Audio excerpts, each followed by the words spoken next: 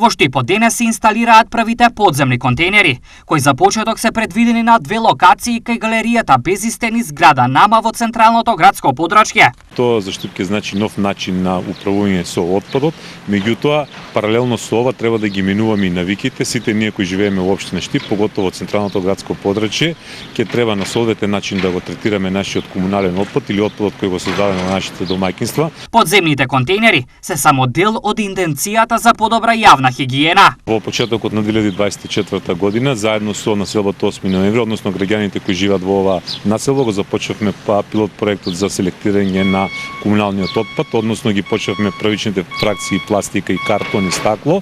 Меѓутоа, во веќе поминати 4 месеци можеме да кажеме дека очекуваните резултати се на некое очекувано ниво. Општина Штип и јавното предпријатие ИСАР паралелно обезбедуваат и соодветни садови за собирање отпати за домаќинствата. Што следува како на тамошни активности од страна на јавното предпријатие општина Штип ќе обезбедиме поголем број на контейнери за селекција, односно одлагање на посебни фракции на отпад.